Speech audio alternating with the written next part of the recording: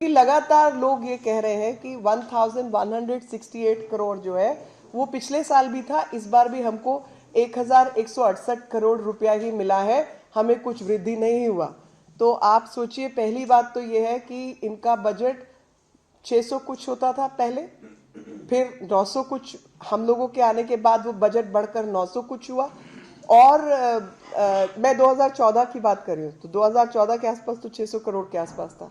फिर अभी 900 कुछ करोड़ हुआ एक पिछले साल के पहले साल। और अभी पिछले साल जितना जो बजट है 1168 करोड़ रुपया अभी भी दिया गया है, जो पहले भी था वो अभी भी है। लेकिन आपको जानकर प्रसन्नता होगी कि दिल्ली को और क्या क्या मिला।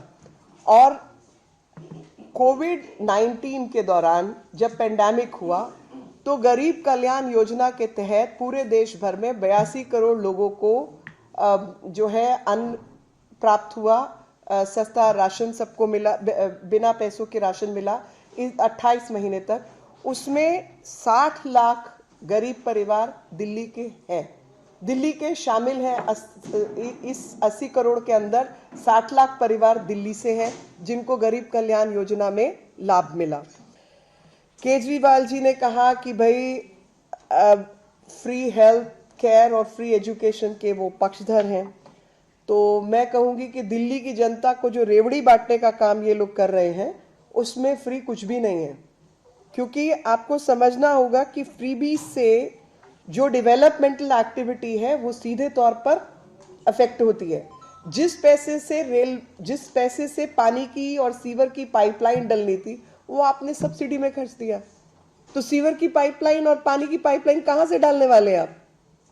जिसके पास पानी घर में नहीं आता वो तो आज भी नहीं आता ना, क्योंकि आपके पास नई पाइपलाइन डालने का पैसा नहीं है।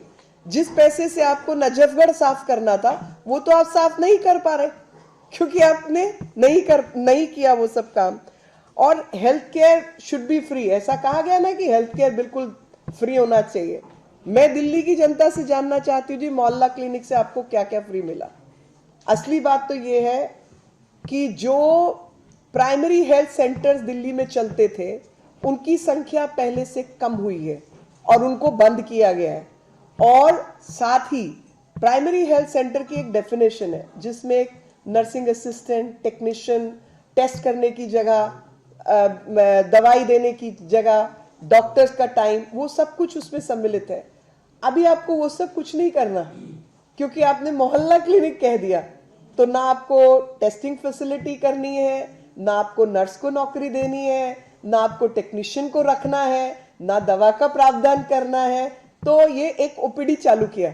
OPD is not equivalent to primary health centre, वो प्राइमरी हेल्थ सेंटर के बराबर नहीं है। प्राइमरी हेल्थ सेंटर खुलने चाहिए थे, और प्राइमरी हेल्थ सेंटर जो चल रहे थे वो तो बंद नहीं ही होने चाहिए, पर वो बंद हो गए क्योंकि वहां से प्रावधान हटा दिया है। और उसी प्रकार से और आयुष्मान भारत बोला था कि हम 2020 में लागू करेंगे, आज तक लागू नहीं हुई है। दिल्ली के नागरिकों के साथ अपनी पेटी पॉलिटिक्स, घटिया राजनीति करने के साथ धोखा दिल्ली के साथ जो किया है वो लगातार दिल्ली की जनता को समझाना और बताना आवश्यक है।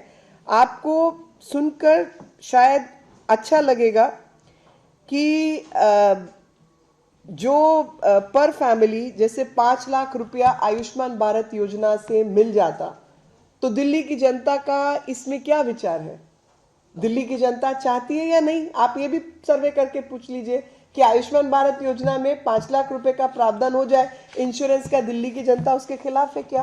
क्या दिल्ली की जनता को उससे तकलीफ है, या दिल्ली की जनता चाहती है? मतलब हर व्यक्ति ये चाहता है कि अगर एक बार मेरी बीमारी का कुछ तय हो जाए तो थोड़ी तसल्ली हो जाएगी, रीएश्योरेंस हो जाएगी हर एक को। तो ये तो यूनिवर्सल इंश्योरेंस की तरफ चलना चाहिए था, लेकिन उसको धक्का देकर उसको रोकने का इन लोगों ने काम किया है।